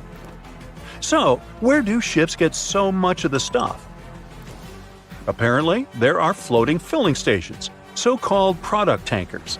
They carry different grades of fuel and deliver it to the ship, connecting to the ship's fuel tanks and pumping the proper grade of oil into the section where it's needed.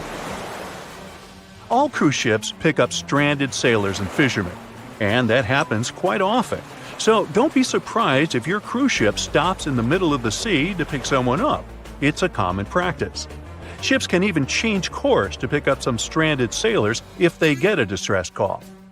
But what happens if you, a passenger, falls over? You clumsy oaf. Hey, just kidding.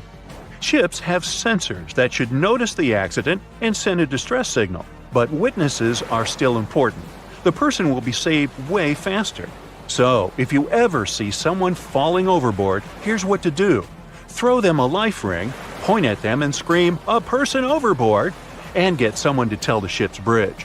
If no one is around, do everything it takes to get some attention. You can call the ship's emergency number or even activate one of the alarms. Afterward, it's up to the crew to do the rescue operation. By the way, crew members have a code phrase for a person overboard too. It's Oscar, Oscar, Oscar. And that's not for Oscar Mayer. It's a code unique to the Royal Caribbean Cruise Lines. Ever since What Happened to the Titanic, remember the Oscar-winning movie? Every cruise ship is obligated to have safety equipment to accommodate 125% of the people on board, so you shouldn't be scared of history repeating itself, especially in the warm tropic islands. After around 30 years, when a ship has served its time, it retires and gets sent to a shipyard where it gets scrapped. Many famous and beloved ships enjoy a better fate. They get turned into hotels and attractions. Yes, it's good to be the queen. Ships have been around for at least 6,000 years, dating back to ancient Egypt. In the beginning, they were used for trading and exploring. Ships as an attraction became a thing only a bit over 100 years ago, but the first cruise ship wasn't the infamous Titanic as you might think. The first cruise ship that took passengers on a voyage was a German ship called Prinzessin Victoria Louise back in 1900, and it served for 6 years. Modern ships are of course more advanced, but they still have a limited lifespan. They usually serve for about 30 years. A ship much older than that isn't considered safe and stable anymore due to the metal fatigue, most often of the ship's hull. After ships finish their lifespan, they retire and get sent to a shipyard, where they get scrapped. Most famous and beloved ships have a better fate. They get turned into hotels and attractions. Since ships are extremely expensive to build, no wonder that they are so huge, often as long as 3 football fields and as tall as 20-story building. The companies want to accommodate as many passengers as possible, because it means better profits. Also, cruise ship cabins are built separately from the ship, because otherwise there wouldn't be enough space for the construction. They're added to the vessel already in the shipyard, where the ship is put together. Quite often, different parts of the ship are even built by different companies. Voyages are fun, but if you need to get somewhere fast, cruise ships shouldn't be your first choice, because they are very slow. On average, they travel at the speed of just 23 miles per hour. Ships travel way slower than cars and planes, because they move huge amounts of water. Move on the ground and you're fast. Now step in a swimming pool and try to run there. It'll be way harder for you to do, and you'll be way slower, barely moving through. Now keep in mind that you are much smaller than a ship. As we've seen, ships are massive. When you put something in the water, it displaces the amount of water that is equivalent to its weight. So a ship displaces thousands of tons of water and then pushes through it. That's why they are slow. Such huge ships sure have big anchors. An average anchor weighs like 4 grown-up elephants. The crew members try to avoid dropping the anchor when it's possible, because such a massive thing can severely harm the ecosystems at the bottom of the sea. When boarding a ship, the first thing we have to notice is lifeboats. The Titanic was designed to carry 64 lifeboats, but it only had 20 of them. The rest is history, but ever since What Happened to the Titanic, ships are required to have safety equipment to accommodate 125% of the people on the ship. So, it's even more than required, just to be on a safe side. But here is the story. In 1915, 3 years after the Titanic sank, a cruise ship called SS Iceland, which was loaded with extra lifeboats and rafts, sank under the heavy weight of all that extra equipment. But don't worry, it never happened again. Even though modern cruise ships are very safe, it's good to be prepared. So let's take a look inside one of those lifeboats. Firstly, they are orange in color, and it's not just some orange. This one has a special name, International Bright Orange. Of course, there is a good reason to use it, better visibility. If we take a look at the color wheel, orange is the exact opposite of blue, meaning that it's most contrasting to it. So, in between the sea and the sky, which usually appear blue, an orange boat will be the most visible. Life jackets and life preservers are orange for the same reason, as you might have guessed. But International Bright Orange only became a requirement in 1962. Before that, the life jackets were mostly white. For example, look at those life jackets. These are the ones that were used by the passengers on the Titanic. But white isn't a good choice at all. It's particularly hard to spot a white life jacket and a white lifeboat on a white-capped sea. All the equipment inside the lifeboats must meet international requirements and must be kept in good condition. So, the crew members are required to do maintenance every 3 months to avoid any rupture and damage of the lifeboats and everything in them. Firstly, there is a fresh water and food ration, for obvious reasons. Then there is a portable compass, which helps determine the direction in which to steer it. The next thing is a signaling mirror. It's a device that allows the light to attract the attention of passing ships.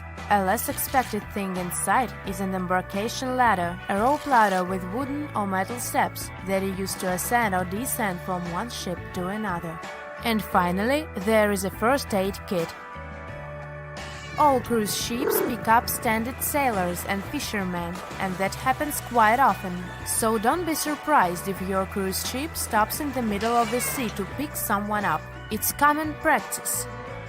Ships can even change their course to pick up some stranded sailors if they get a distress call.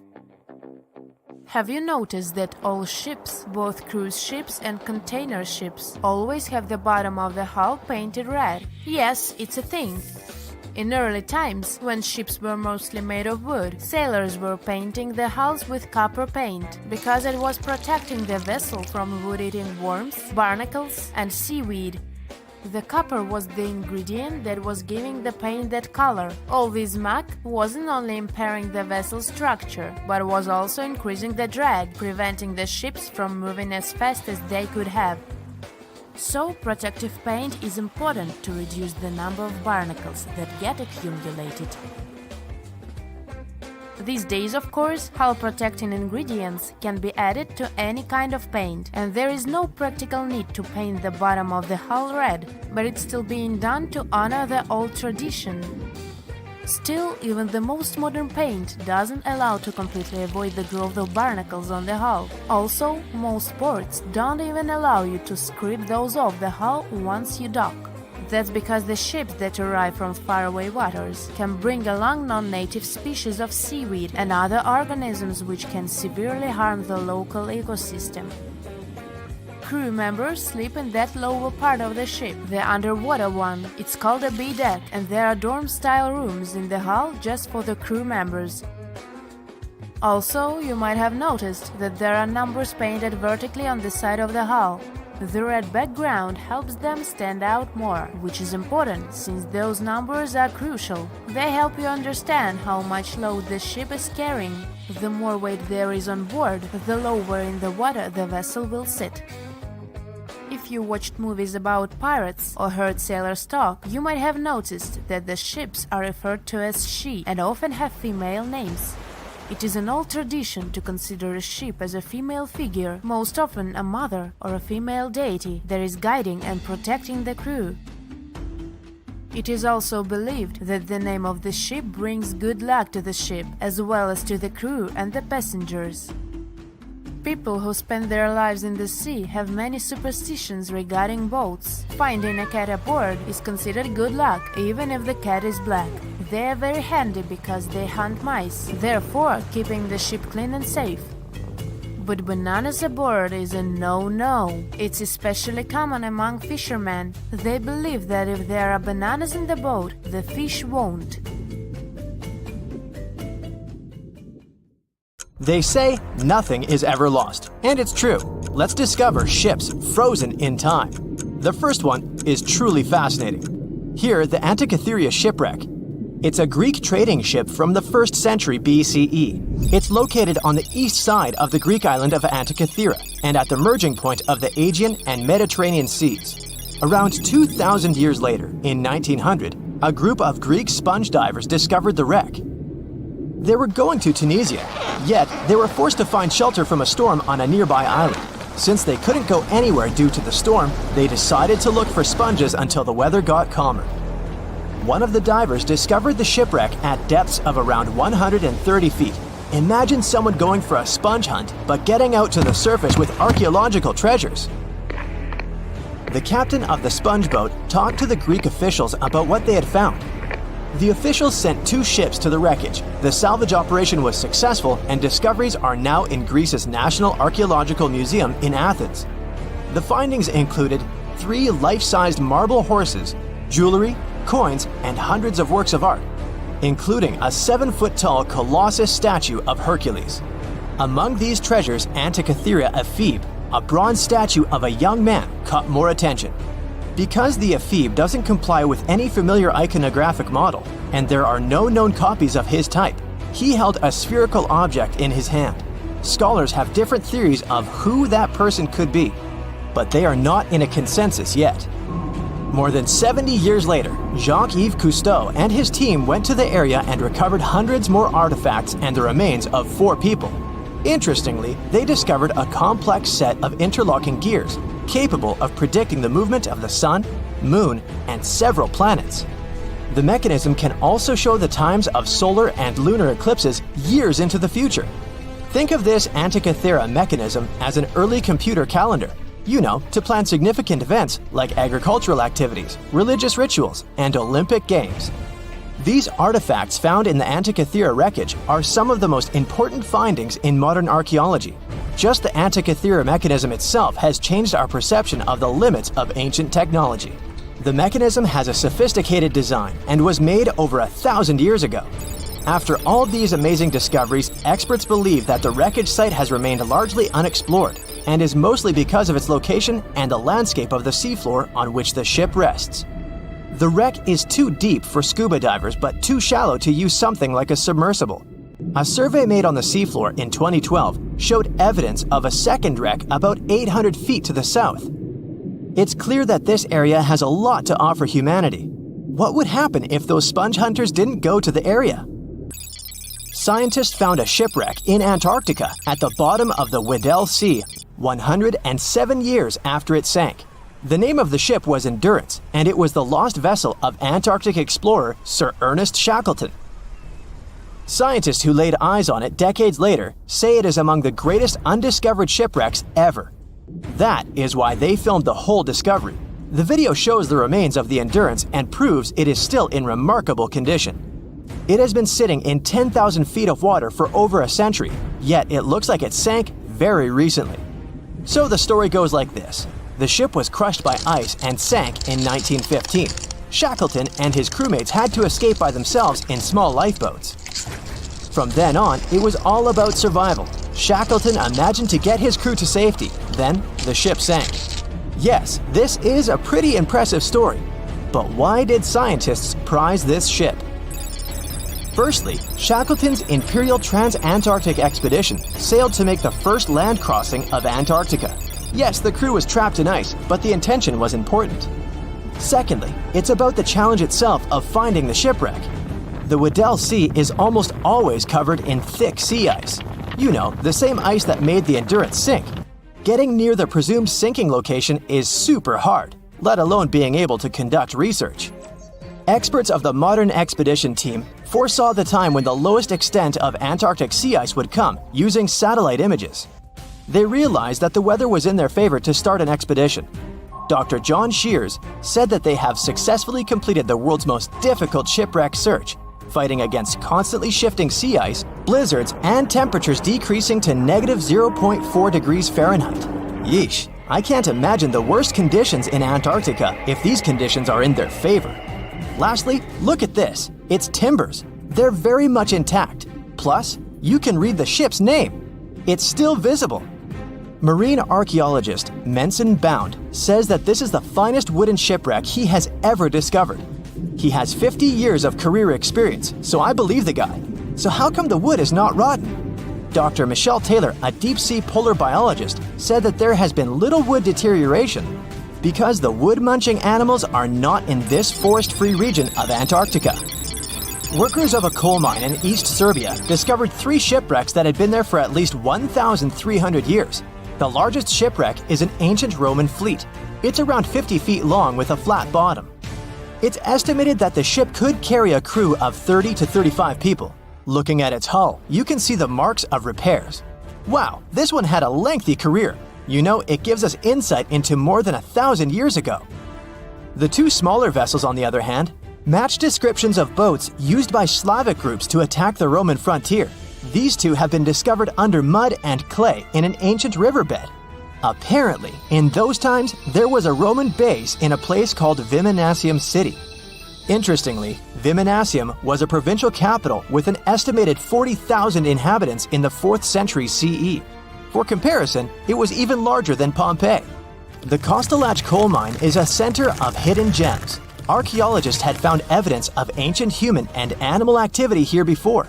For instance, in 2012, experts found bones of at least 5 woolly mammoths, which went extinct about 10,000 years ago. Canadian archaeologists found a ship 150 years after it went missing in the Canadian Arctic waters. This merchant ship is called HMS Investigator. It was purchased in 1848 to search for the explorer Sir John Franklin's ship that got lost in the Northwest Passage expedition. So, HMS Investigator left Britain in 1850 for this rescue operation. The expedition crew, captained by Robert McClure, sailed the Investigator into the water. He realized that he was in the final leg of the Northwest Passage, the sea route across North America. But before he could sail into the Beaufort Sea, the 122-ton ship itself got stuck in the thick ice. The crew spent the winter over the Prince of Wales Strait. The following summer, McClure tried again to sail to the end of the passage, but the ice blocked his way once more. Here, too, the crew was forced to leave the ship. He steered the crew into the Bay of Mercy. There, they were to remain until 1853 when the crew of the HMS Resolute rescued them. Imagine a crew of 60 people who had to spend 3 winters in the Arctic without even knowing if they would survive. Later on, the ship was found sitting upright in about 36 feet of water. It was in very good condition. Arctic water has prevented the outer deck of the vessel from deteriorating quickly. The outline of the ship and its timber can be clearly seen. Plus, archaeologists have uncovered artifacts on land left by the sailors. They had unloaded everything before abandoning the Investigator. 3 sailor graves and 1 British naval shipwreck had also been discovered in the area. I wonder what else they could find there. Wow, it's the only place where 1 minute you're learning 17 natural ways how to get rid of houseflies, and the next, you're taking an epic journey straight into a black hole. More than 10 billion, with a B, views in total. That's 47 billion minutes watched, or more than 70,000 years. That's all the way back to the Ice Age. No, I wasn't around then. 40,000 videos, hundreds of topics, and most importantly you, a whole 44 million of you. Our viewers. We could populate an entire country if we wanted to. We'd like to continue helping you learn and giving you useful skill improvement tips. Got a thirst for knowledge? We've prepared 4 masterclasses on creating a 2D character animation from scratch, 10 hours of video lessons, practical tasks using professional software, and additional materials that you can use with your own projects. Get the full course now and create your own animated masterpiece. Thick fog is rising over the ocean as the sun is slowly sinking towards the horizon. It's hard to see further away than a few dozen feet, but that's enough to notice a hulking, skeletal shape in the distance. As your ship approaches the figure, your heart beats faster, and then you make out the details of another vessel, abandoned by the looks of it. Ghost ships do exist, and their mysteries aren't always solved. Take MV Hoita, for example. It was a wooden vessel built in 1931 as a luxury yacht. It had served well to various people over 20 years before it was bought by a Samoan sailor and became a merchant ship. In 1955, though, Hoyita's service came to an abrupt and mysterious end. On October 3rd, it set sail for another trading voyage that should have taken no more than 48 hours. Delays happen in the sea, so when Hoyita didn't arrive on October 5th as scheduled, there was little worry yet. But then it failed to come on the following day too.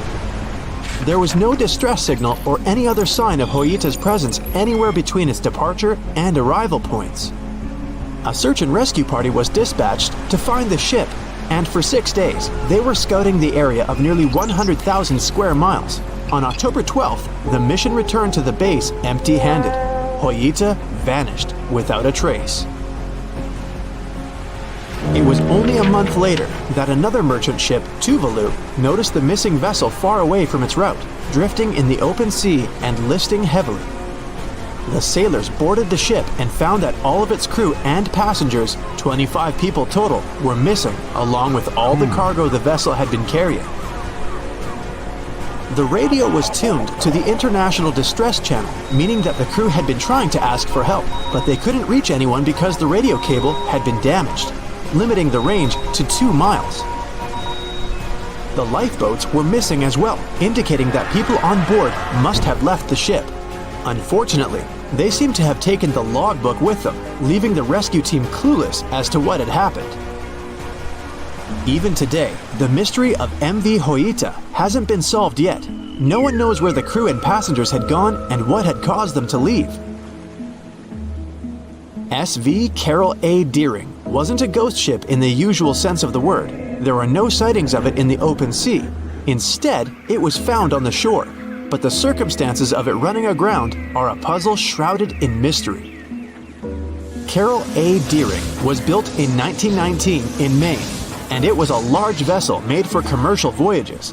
Unfortunately, despite its large cost of construction, it had only served for a year before its last trip. July 19, 1920. The ship was traveling from Puerto Rico to Rio de Janeiro via Newport News to deliver a cargo of coal. It was almost halfway to the final destination when the captain fell seriously ill, and the crew turned back to drop him and his son off and replace the captain. The voyage went without incident, but when it came to Barbados in December to resupply, there were strange moods among the crew. The first mate didn't seem to be happy with the new captain. No one paid much attention to it back then, when they probably should have. The last sighting of Carol A. Deering at sea was on January 28, 1921, when a lightship noticed it off the coast of North Carolina. There was some commotion on the quarterdeck of the ship, where the crew were normally not allowed. Then, another vessel sighted it, but there was already no one on the decks. On January 31st, the merchant ship was found hard aground in the Diamond Shoals, a site notorious for numerous shipwrecks that had been occupying there for centuries. When the search and rescue party boarded the ship, they found it abandoned, the log and personal belongings of the crew gone, along with the 2 lifeboats. There is still no answer to what happened on board of Carol A. Deering that January, although the most popular version was mutiny. Maybe we'll never find out the truth though. SS Baychimo is perhaps one of the most notable ghost ships in history. This large cargo steamer was built in 1914 in Sweden and plodded its way dutifully over 16 years, trading provisions for pelts with native tribes of Alaska and Canada. But then, on October 1st, 1931, Baychimo got caught in pack ice. At first, it seemed the crew would be able to wait it out and continue on their route because the ship broke free in a couple of days. But in less than a week, it became caught again, this time for good. In another week, a rescue party was sent to fetch 22 of the Baychimo's crew, while another 15 remained behind to wait through the winter if necessary and get the ship back. But a month later, after a powerful blizzard struck their camp, the sailors went out of their shelters only to find the ship gone. Luckily, a few days later, a native hunter told them Baychimo hadn't been lost yet. He'd seen it about 45 miles from where they had been stationed. They managed to track it down, but decided the ship wouldn't survive the winter, So they took the most valuable cargo from its hold and abandoned it. They were wrong though. SS Baychimo did survive that winter, and many more that followed. When the ice broke, it sailed away on its own, drifting listlessly along the shores of Canada and Alaska. There were numerous sightings of the ghost ship, sometimes adrift in the open sea, and at other times stuck in the pack ice again.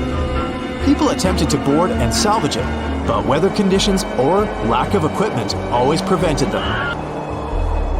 SS Baychimo was last sighted by native Alaskans in 1969, 38 years after its abandonment. What became of it later remains unknown. The story of SS Orang Medan is one of the most puzzling and harrowing ghost ship stories of the 20th century. No one even knows for sure if the ship even existed in the first place. It wasn't recorded in Lloyd's Shipping, the International Register of Ships, which makes it either a tall tale or a vessel that avoided being officially recognized for some shady reasons. In any case, the accounts as to what happened to the Medan vary.